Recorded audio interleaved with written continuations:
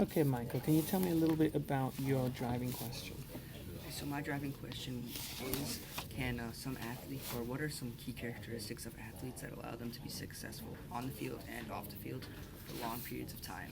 Mm-hmm. And actually, I kind of split into two, like a driving question and like a sub question. Mm-hmm. And it was, does having a strong supporting cast around you help you be better on the field and off the field, or can it affect you negatively because you get too comfortable? Okay, when you talk about athletes, are you talking about sort of school-age athletes? I've been interviewing some school-age athletes that went from when they were my age playing sports all the way up until the professionals. So I would be specific with your driving question to make whether is you're trying to learn from professional athletes or whether from kids who are successful in schools and how they gain that success. Okay, can you share with me now some of your research? Can you show me the research that you've done? So I've been collecting my research into paragraphs Okay. because I find it easier to read it that way if it's not all scattered, so it's kind of together.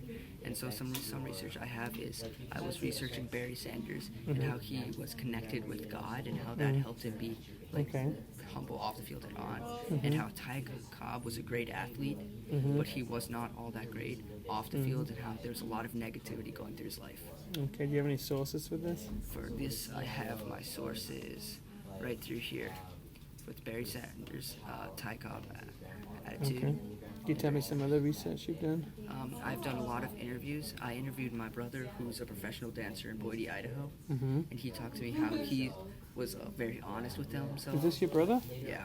Wow. How he was very honest with himself. Yeah. And how he didn't like other people get to him. And he said how like the people around him he was very comfortable with, and he was able to like be himself in his like industry. And I interviewed Jackson Wall, who is Marist University swimmer, and he talked about how he was able to push people harder through practice, and that helped them. And how he was very like versatile, like multiple different like good at very like different athletics other than swimming. So what's impressing me so far is I'm hearing a lot of different ESO type research. You've done some interviews, you've done some observations, and what about media research? What about looking at different types of media? What have you got from articles or from books? So I read a book, and I kind of made this statement about leadership off it. I read the book, I forgot which book it was, or I think I have it here actually, it's called the book's How to Be Successful on and off the field, and it was given to me by one of my coaches. And what I learned from that is if you're like a leader on the field, you're able to mature to be a leader off the field, and that helps you help other people around you and help you because you can learn from others around you. Okay, so you talk about some general terms like leadership. Can you tell me a little bit more about what you mean by being a leader? Leadership to me is when you kind of like take something into your own hands that's kind of scraggly.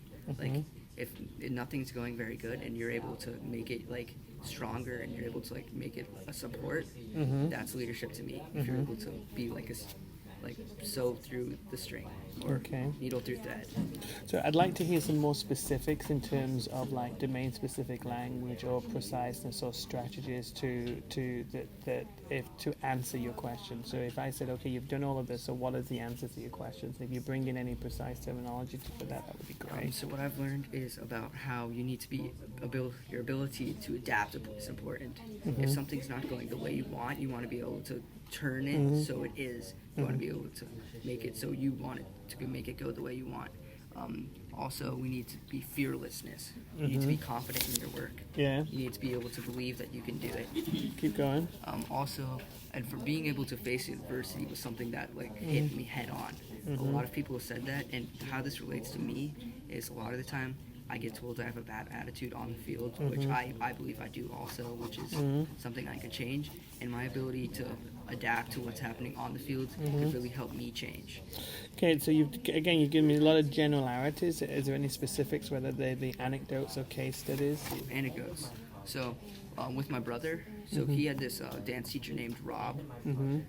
Rob was not a very nice guy to him. He was talking about, I wrote this in a paragraph.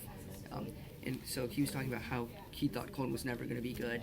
He said he was too bulky, his legs were too big, and that he would never be good. And Colton went on to go professional.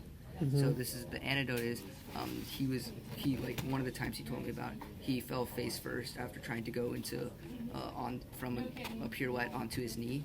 He fell face first, and his instructor came up to talk to him and said, "Colton, you're never going to be a good dancer. I've seen many good dancers, and you are not like them.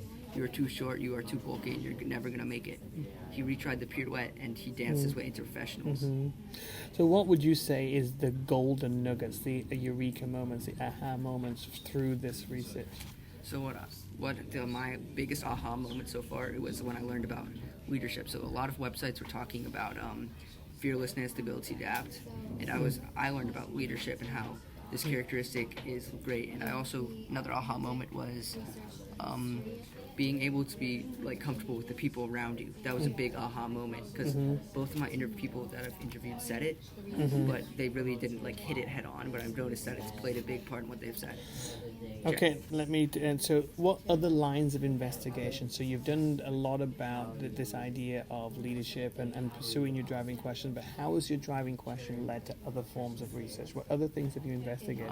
I've been investigating how the people around you affect you. If you have like a strong family, if you have strong strong teammates. So you've done some research on the impact of family. So you know what really helped me, because I have a good brother that was like a strong athlete, and my parents are very supporting through everything. So my sister is lesbian, and they supported her through that, and I noticed that there's a real strong bond between our family. Okay, and so again, these are a lot of this stuff is that you knew before, and I want to know how you've grown because of your research. So what is the new stuff? So you say like the importance of family. Who's quoting? Where's the information coming about the importance of family? You give me some nice personal anecdotes, but I need you to share with me information that you've got because of your research and not stuff that you knew beforehand.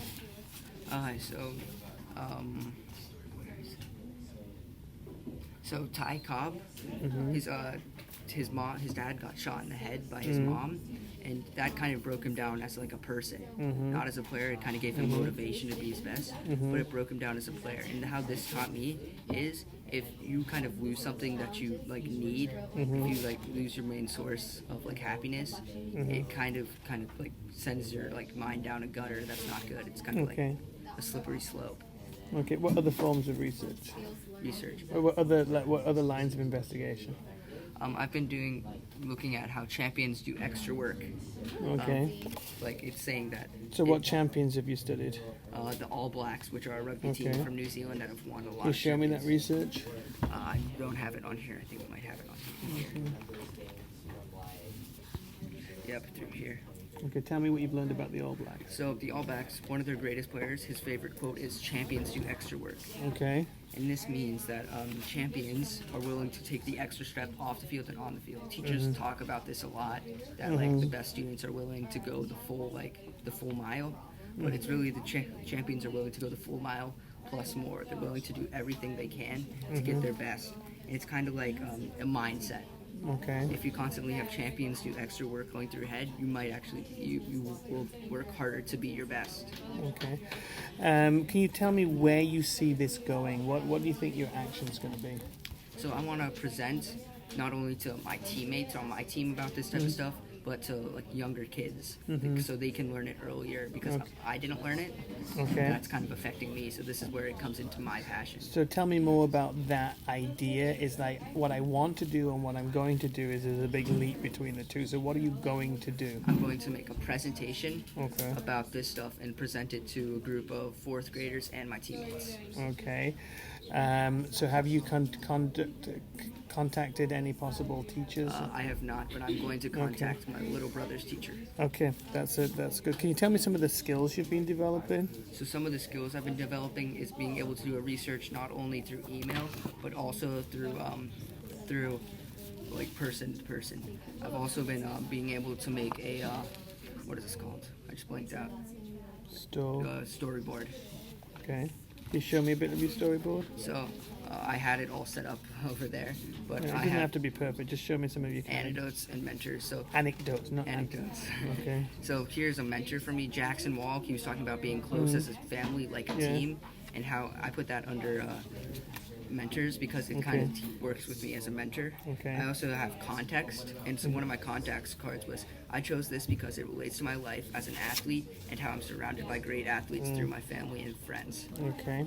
Keep going. And then I have reflection cards. Like on February 25th, I observed how important it is to have a strong, supporting group of people around you. Mm-hmm.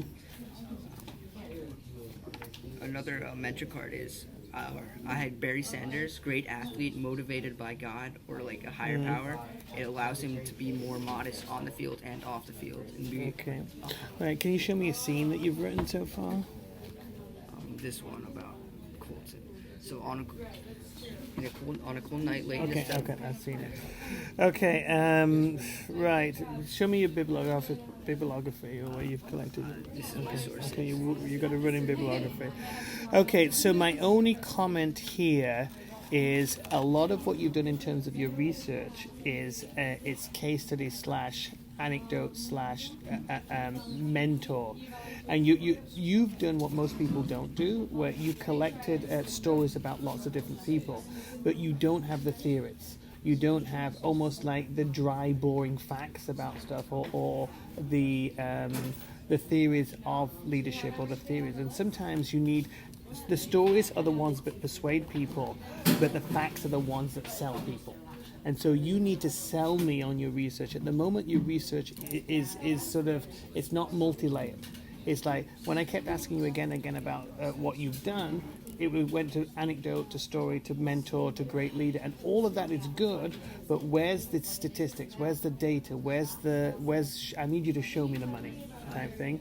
So you need to do something where the 5 principles of leadership are this, and this. The 3 ways to build teamwork is this, and this. So get me some of the boring concrete stuff, and then put all of that other stuff, and then bring all of the great research into it. Think about for your end product how you're going to sell that to an audience, and how you're going to engage a group of 4th graders, and think about, well, what do 4th graders want to hear, and why do they want to hear it? So you've got a really good idea of what to do, but like the execution of that is difficult, because if you stand up there and just list anecdote after anecdote after anecdote, then you're going to lose that audience. How can you be inspirational for those people? I'm very impressed with what you've done. Like, you're clearly engaged in this topic. It's clearly something which is relevant to yourself. You're clearly developing lots of additional skills. But the other big area is the multiple lines of investigation. And that multiple line of investigation may be, well, how can you present effectively to a group of 8-year-olds? And so, but other than that, you've done enough to hit into the top category. So, well done. What I got here is case studies, situations, anecdotes. You gave me a lot of that. Work on your theory. Don't forget, like, what are the theories about great families? What are the theories about great champions? Thank you. Well done, Michael.